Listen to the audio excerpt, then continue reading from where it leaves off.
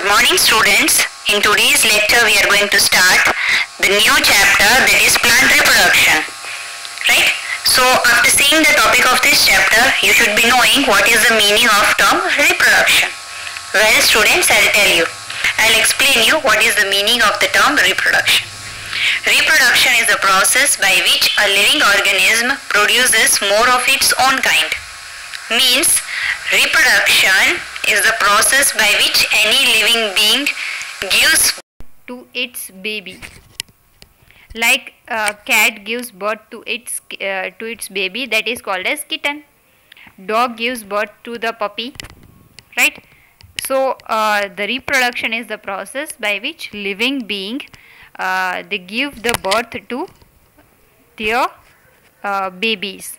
So here plant, they are also living beings. They also produce the baby plant.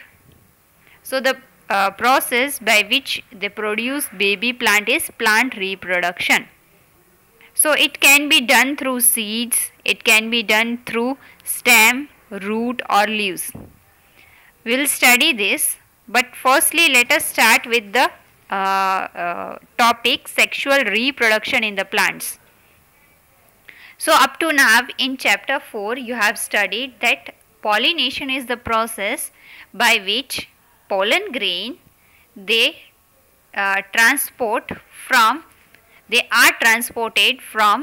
anther of a flower to stigma of the flower. Either the flower is same or different, but pollen grain they are transferred from the anther of a flower to the stigma.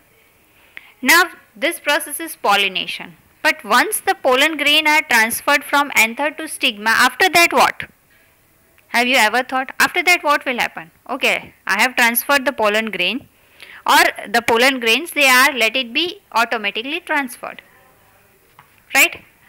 They are transferred from anther, now they came to stigma. Now what will happen? So as soon as they touch the stigma, after transferring, as soon as they land on stigma, they burst to form a pollen tube. They burst to form a tube that is very thin, thread like, that is called as pollen tube. Right?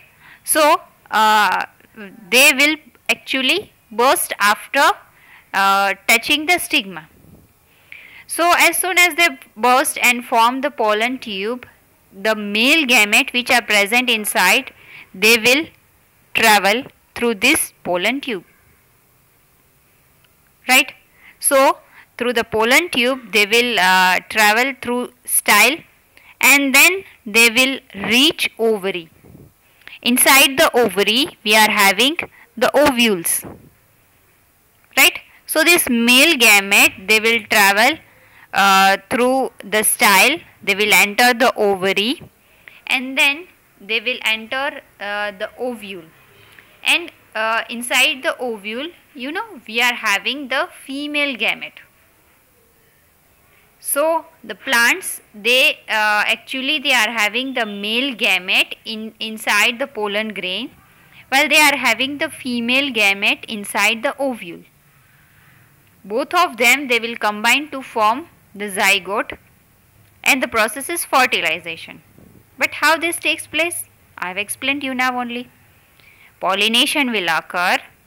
Firstly, by pollination, pollen grain they will move from anther to the stigma. On landing to the stigma, they will burst to form the pollen tube.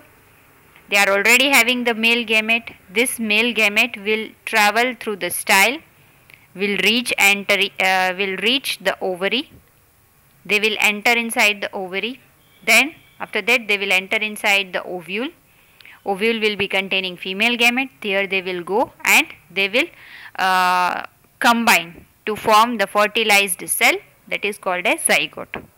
This process is called as fertilization. Okay, combination is done, fertilization has occurred, zygote has formed. Now what will happen? That is also interesting to know, So now actually what will happen is all the parts of the flower except ovary, they will become dry one by one. Like leaves will become dry, then stem also, and then they will start falling. But the zygote, after many division, it will develop into embryo. This embryo will form the baby plant. While the fertilized ovule, which was there, it will form the seed and the ovary will become fruit. So the fruit